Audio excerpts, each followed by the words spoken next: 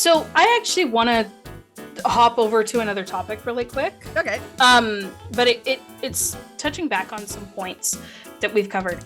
So you mentioned how, when you did TV, you brought in the Fuller Girls. Mm-hmm. And we talked about Bridgerton earlier, and the current girl at the front of this season of Bridgerton she's curvier. I've seen some people try to claim she's not plus size. She's what I would call zuftig. She's a healthy body weight. Those rarely exist on television.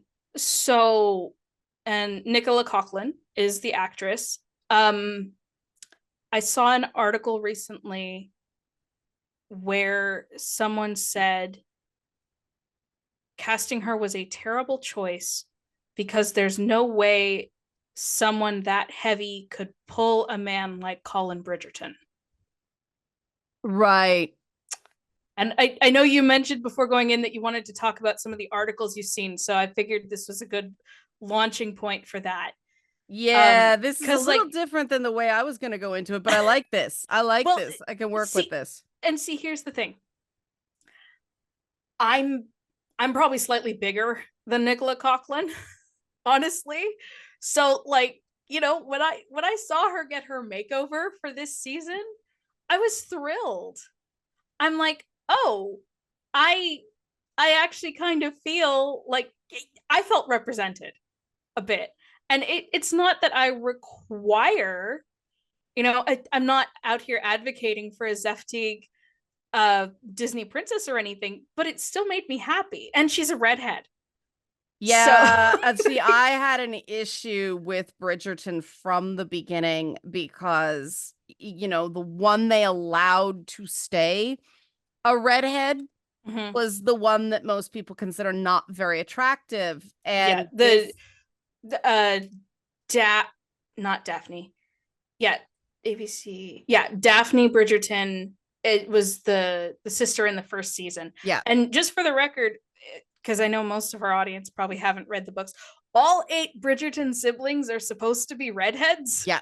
But like Liana said, the only one who was allowed to stay a redhead, and they're chestnut in the books, but they made her just a straight ginger, or auburn haired. But yeah, they didn't do her hair very well. And that's one of the things I was going to say, that the hairstyle, the period hairstyle they've put her in is not as flattering as some of her red carpet looks. And that. Yeah. And do you mean the Daphne actress or the Penelope actress? Oh, definitely the Penelope actress, but I thought all the hair in that first season was kind of eh. And that's what frustrates me, is because, okay, you look at Penelope in this season, the hair is 50s. Yeah. It is 40s bombshell. That's those curls. There's nothing there's nothing Regency about that hair. And I am fine with that, because if you look at it and you look at my art, especially how I draw Runa, you're going to see some parallels. Well, that's the thing, right? They played fast and loose with the fashion. Why didn't they do the same with the hair? Yeah, and even as I look at the hair, I'm like, okay, but if you were gonna go for the 40s curls, they're not as collected as they could be, and her hair could be silkier, especially since it's a wig. But it also has almost no volume. And I'm I mean, the unfortunate bangs in season 1 make everything else have no excuse, right? Oh yeah, that was. What was that? No idea. That just looks like they got rained on right before a take or something like that. It just that hair did not exist back then. Granted, he would not be walking around with that kind of stubble either. No. And it's the bangs, like you said, are unfortunate, and she's pretty, but she's not the most attractive member of the cast. Well, were they going for she cuts her own bangs? I don't know. It's interesting because I'm looking at it, and there's a few points where it's the bangs they're just too short. Yeah. And I almost wonder if they were trying to hide her high forehead. Possibly. But even then, Yeah, it's There the there are bangs are unfortunate. ways, yeah, there are ways of doing that without she cuts her own bangs, girl. Yeah, I think they've put so much into the costuming, and Yeah. there's some things I could say about the costuming, but overall, like, I don't care that it's anachronistic. I don't really expect historical accuracy, but also they have made it so pretty.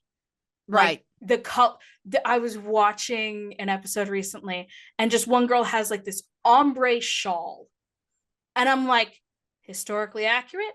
No. Do I care? No, because This is that's season pretty and I 3. want it. Yeah.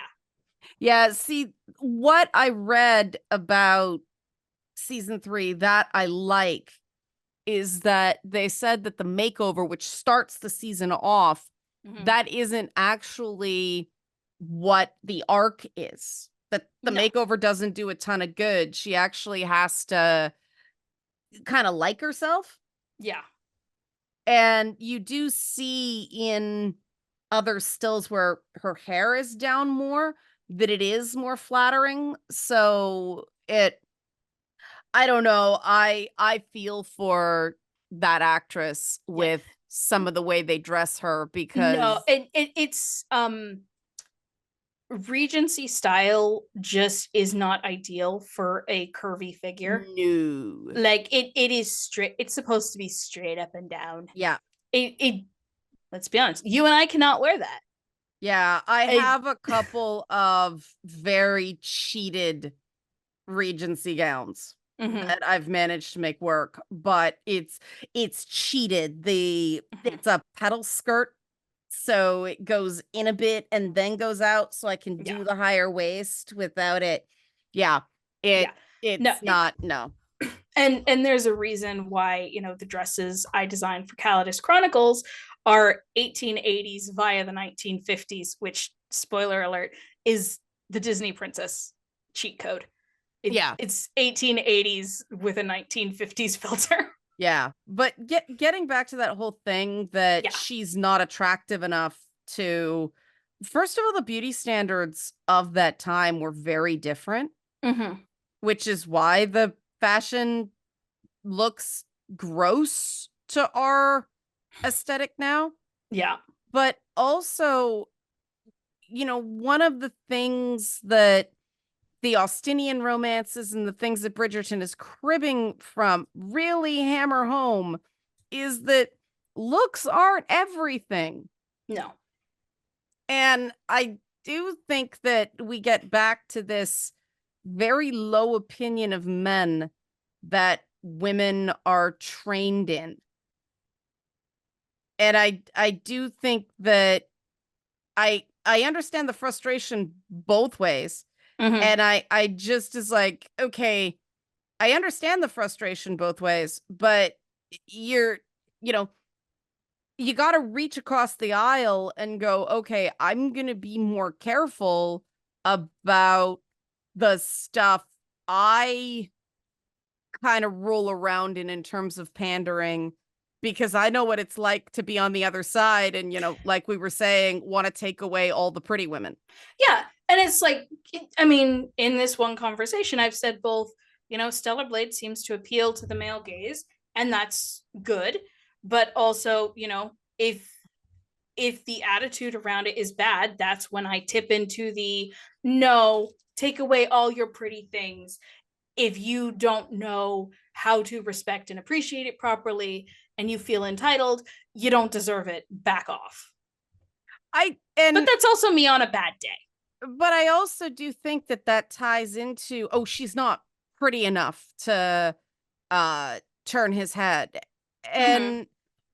And there's a Also, very in a friends to romance story, Mhm. where like their friendship has been established for 2 seasons, and like Right, they get along, and it also underestimates that being friends with someone, right.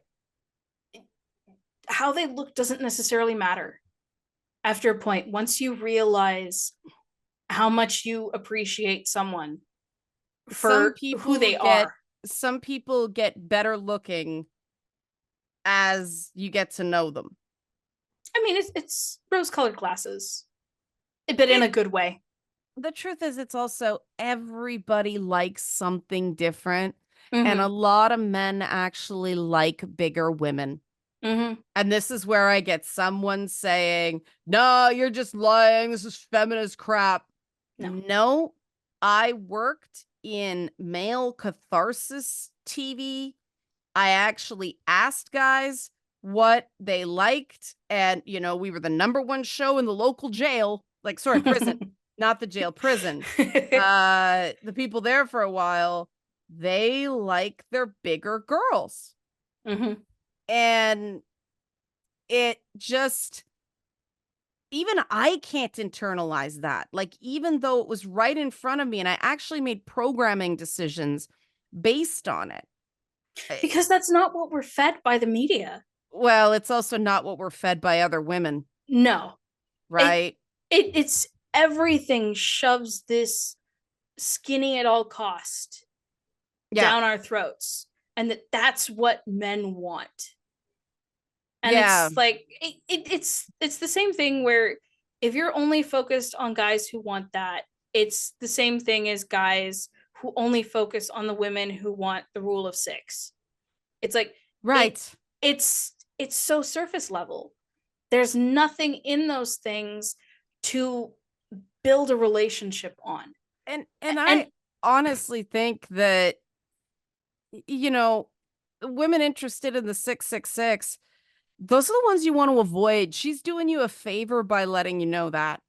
oh yeah, no, that's extremely toxic. And the way some men get upset about it, it's like this is a this is her literally holding up a red flag and saying, Yeah. I'm not what you want.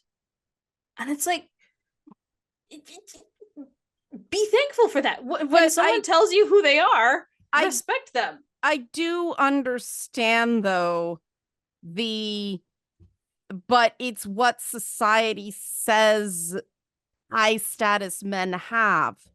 The same way, you know, the Asterian craze in Baldur's Gate 3, I was like, what is going on here? When you stop to actually think of it, what society says is high value, Yeah. it's not what you want to build a relationship on. And like that's the thing I keep coming back to is you want someone you can work with and build a life with. And the focus on these superficial traits, many of which won't last. Yeah. It it's you're not looking for a relationship. No. Because if that's all you can focus on, you're not looking for a life partner. And you shouldn't be looking for a life partner because your priorities are all wrong.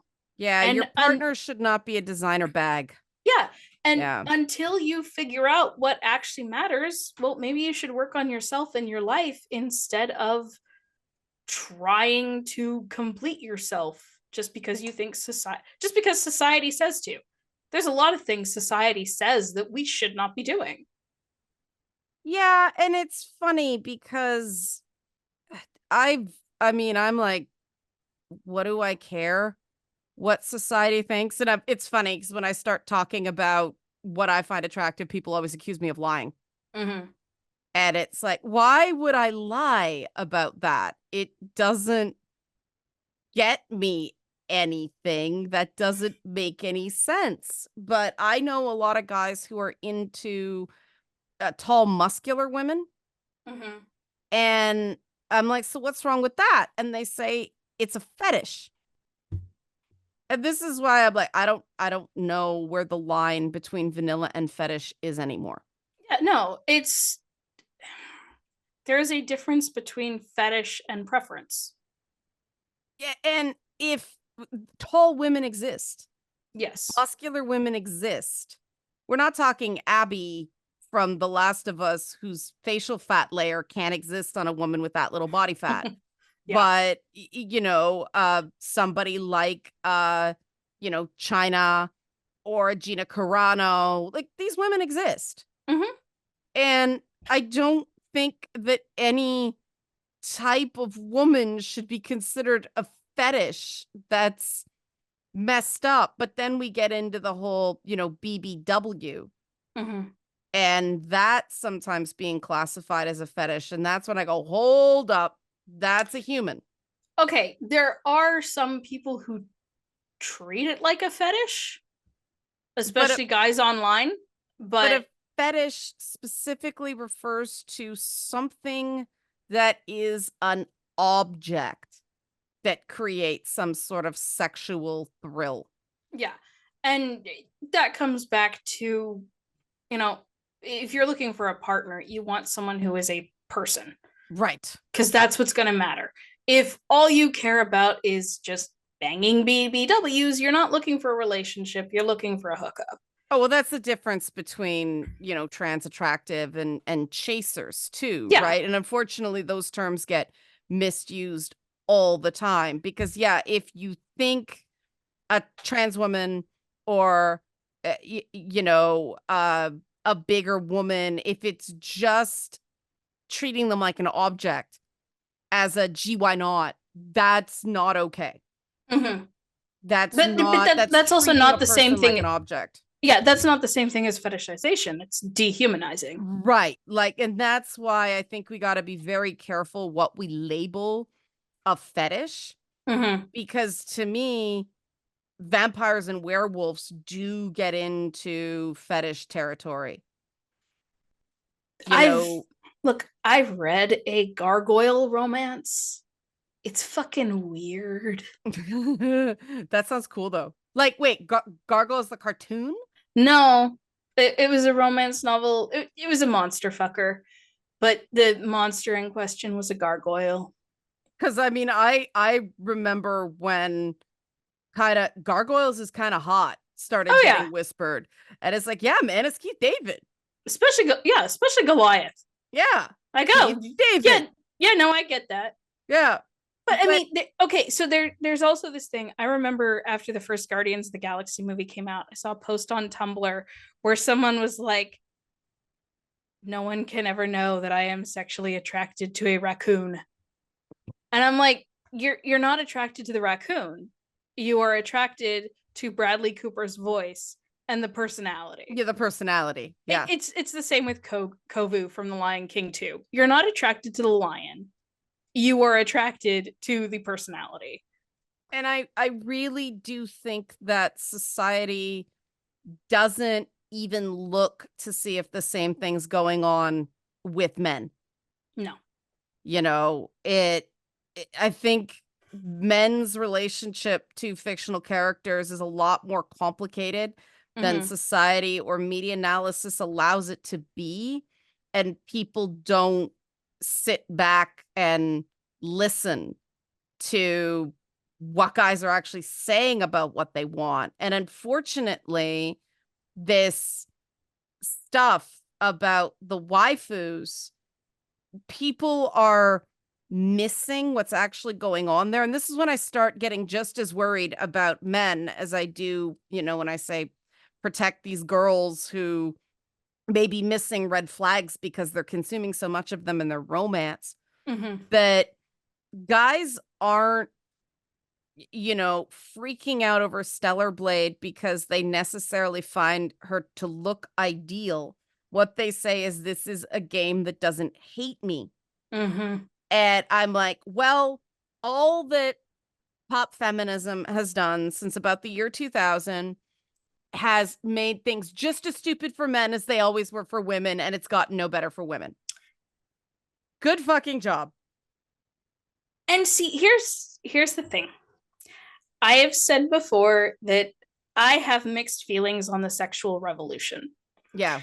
because I feel like instead of holding men to a higher standard, similar to what women were held to prior to the sexual revolution, instead it has become a way for women to behave just as badly as men. Yeah. And I think we should stop and maybe consider why that might not be a good thing. See, yes, I also think that all the shallow people can go over in the Andrew Tate corner That's and fine. do Andrew Tate things. Yes. And then the rest of us can actually care about someone's personality. And I don't know why I'm really concerned about this thing of if somebody isn't, what we expect, they're labeled ugly. And both men's media and women's media do this. Mm-hmm. And that's it's too black or white, right? Is my question is, does she look or he look the way you would expect someone in this role to look? Mm-hmm. And if Like they it, sorry, go it ahead. it makes sense for Thor to have those muscles. Well, he's Y- fucking Thor. Like, Yeah, fine, yeah. yeah. No, that makes sense. Whereas, some, like you've said, the idea that Buffy can slam a stake through a vampire's ribs is Well, questionable. they also eventually worked in the fact that, I mean, the real story of Thor is how being Thor's adopted brother, who is very much not Thor, who is bookish and sensitive, really fucking sucks when Odin's your dad. Yeah. Like, they made that the more interesting story. And then they fucked that up with a toxic romance, too. A self-cessed romance. Yeah, that was weird. Can I just say the fact that I'm starting to be able to use fan fiction terms like self-cessed Yeah. to talk about mainstream Marvel series is fucking weird. Oh, there was something else I watched recently, and it's like, well, this is interesting fan fiction. Yeah. I mean, the Castlevania adaptations on Netflix are very fan fiction. Mm-hmm. It's the only way I can sort it in my head of this is so non-canonical. It's fan fiction. Yeah. Which it's not necessarily a bad thing, but again, the fact I'm using self-cessed, which for those who don't know, self-cessed is self-incest, which Yeah. is just you're falling in love or screwing a copy of yourself. Yeah, which is exactly what um and you know what? That could have been an interesting in the Loki Disney Plus series. It could have been an interesting Pygmalion type Mm-hmm. thing. Um But they didn't do anything with they that. didn't do anything. Also, I mean, I think I've said it before. I love sexy ladies, Lady Loki. The Oh, you mean the one in the comics who looks like Sif? mm-hmm. Yeah. I love I am a sucker for a curvy seductress like that. So, Well, that I heard Lady Sif and I'm like, "Oh, this could be fun." Sorry, Lady Loki. mhm. And I was like, "Oh, this could be fun." Then I saw her and I'm like, my disappointment is Y- immeasurable and my day is Yeah, ruined. like why is she a suburban wine mom? It doesn't make any sense. Like they were going for kind of enchantress, kind of. But even then, Enchantress is also a seductress. Like Yeah, the MCU doesn't actually have any seductresses now that I think about it. but that actress is better looking than they styled her. They saddled her with a really shitty haircut. Oh, getting back to that.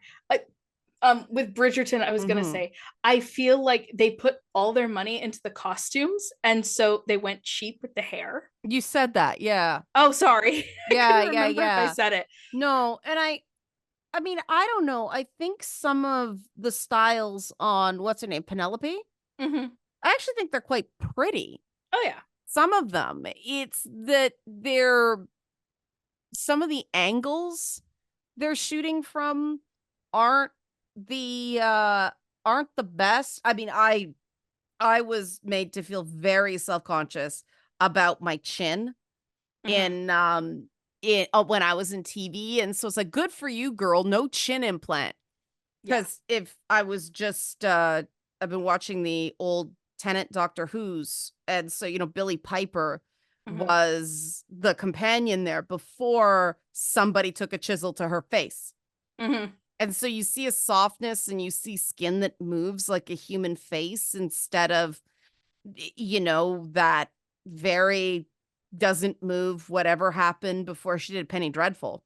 Mm-hmm. And it's like, this is supposed to be better. I think what she did after Doctor Who was Secret Diary of a Call Girl. Okay. So I wouldn't be surprised if there was some pressure to, Look yeah, kind of better. But I mean, that's the thing. I love that Catherine Tate comes back yeah, and, everybody's like, yeah, Donna Noble. And nobody's picking on her looks. yeah. I will say before she came back, I saw her in a couple of awards shows, and like the dresses she was wearing were so tight, and they were pushing the boobs up so much she could barely move. Who, Catherine Tate? Yeah, Okay. and like I could see a stiffness, but again, that's not her problem. It's just the dress wasn't fitted quite right. But she looks good for her age. Oh yeah. She is not like Jennifer Lopez, who Jennifer Lopez looks great, Mm-hmm. okay? But But it's in an I paid for this. there Great. is a lot that goes into looking like that in your 50s. Mm-hmm. And one of the things it does affect is your emotional control. Mm-hmm.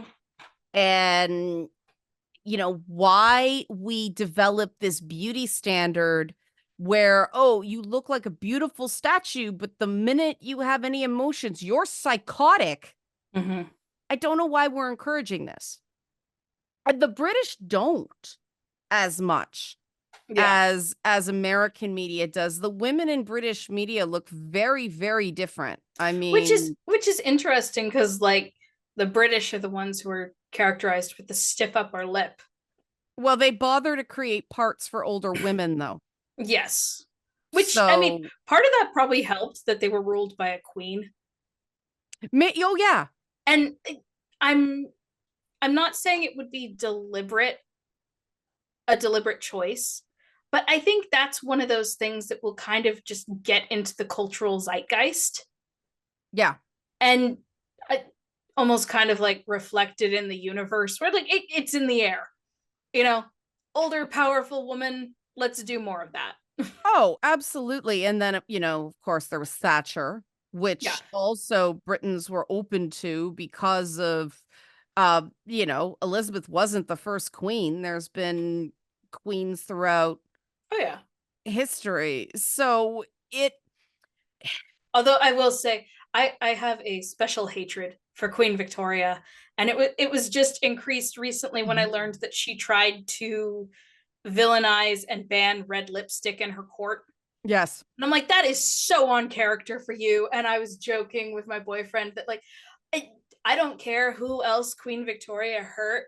The lady she accused of promiscuity who had right. to go through a thing. No, no, no. I am the worst victim of Queen Victoria. No Because one of else red has been lipstick. hurt by her as much as me. Well, I mean, the thing I like, the reason I like steampunk Mm-hmm. and the reason I like, alternate retro futuristic settings is that you get all of the nice fashion without any of the shitty societal things. And God, Victoria was awful as a Yeah. person too. But I'm just gonna say she's the reason why we have the white wedding dress trend, Yep. and that is a trend. It is a trend and a fad that has stayed way too long, and I want it to leave. That was one of the fights I lost when I got married. Have I ever told you the story? I think I have. No, you haven't. That I wanted to get married in blue like Polgara the sorceress from the David Eddings books. I want a peacock blue wedding dress. Yeah, well, it's royal blue. Yeah. And I thought this is the coolest thing, but oh no, that got shot down. Every other weird thing I did at my wedding, they grit their teeth and let through, but But the dress is so precious. and it had to have shoulders because Jewish ceremony, Of course. and it was off-white. But I Well, wanted I to mean, paint her blue. you and I can't wear white. I have found this ivory was okay. Yeah. It was okay. Um, I just went out of my way so that nobody was looking at me that day. Yeah, you've talked about all the kids. Oh yeah, I put 11 kids in my wedding. I had all these other things. It was places, people. We're gonna do a production of Oliver Twist, so this is over soon. You know, because I mean, that I have a really warped idea of romance because I worked in television, so Yeah. everything's a production. I Yeah. worked at Floral, so do not buy me roses on Valentine's Day. They're quadruple the price they are the rest of the year. And I worked in jewelry. And of course, because I've got the autoimmune disease, I can't wear any. Mhm. Even like so-called inert metals turn black. And they make my joints ache. It's very weird. And Interesting. every so often I'm like, maybe I should go back and get my ears pierced again. And it's like, I don't know. This is me. And to me, at the end of the day, that's what romance really is. It's showing your true self and being accepted. Mhm. And that's what I'm not seeing in stuff. You know, it used to be the great confession scene where Yeah. somebody finally revealed their feelings and was accepted and it was awesome and the whole thing kind of built up to that, and we And don't get those anymore. and I mean, like, that's part of why my favorite part of Jane Austen books is the letters. Yeah. When everything finally comes out in the letters.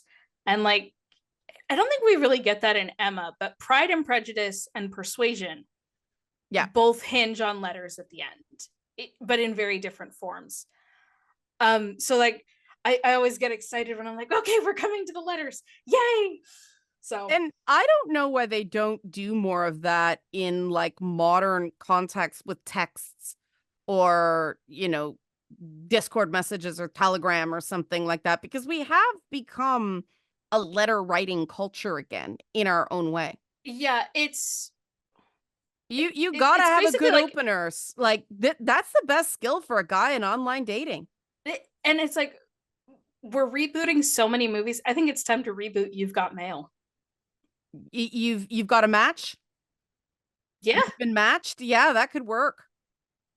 The thing about those rom-coms though, those Meg Ryan, Tom Hanks rom-coms, they were both so weird that you Yeah. wanted them to work. And that's what's really missing in these fantasy romances, that nobody really, I don't fucking care if, you know, hot mess girl number 46 gets with perfect fairy man 43. I'm not invested in that. You know, the Hmm. reason something like, you know, some of the X-Men, the tortured X-Men romances works because it's like, holy shit, Cyclops can't open his eyes without glasses on. He will melt her face. Well, I mean, and that's one of the appeals of Jean Grey for him is she can suppress his powers so he can Yeah, open his eyes. yeah. But also, I mean, Cyclops takes too much shit. Yeah. Way too much shit. But I mean, then there's the Rogue and Gambit thing, which I mean, that's kind of gotten lost now, why that was so powerful in the 80s when Hmm. everything was about sex. Yeah. It's this guy, he couldn't touch her, but he loved her anyway. Also, that's like the one time I like the player turned romantic hero Yeah. is Gambit because it actually serves a purpose there. Well, and Gambit was always being what he had to be, Yeah. not what, and I mean that's why I got so angry at the whole Dark Beast arc as well, because the defining, you know, the counterpoint with Henry McCoy, the most Hmm. romantic man in comics, fight me, Hmm. is he's gentle. Hmm. He doesn't have that evil impulse. No matter how many shitty things you do to him, that's the problem. He's a fucking doormat. Yeah. You know, he'd get more people interested in him if he was like, fuck no, for a change, but that's not him. And it just, I don't know. They don't seem to understand. So many comics now You see the author coming in and was like, I like this character as a kid. I identify this character. This character's going to be me now, which is why we get all this anger. Okay, look, self-inserts in stories, not great. But if you are taking someone else's character and turning it into your self-insert, that's when I start to get really mad. Well, you see it, right? Mm-hmm. You see it over and over and over again that a character just totally changes because a new creator came in and went, I'm not going to write what this character is. I'm going to write what I wanted them to be when I was 14 years old, because I've matured not at all.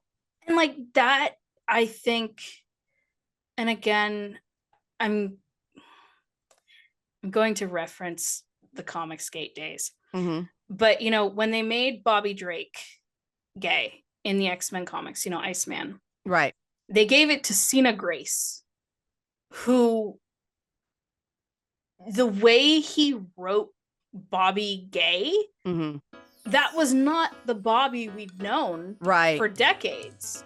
It wasn't a good exploration of the character discovering his own suppressed sexuality.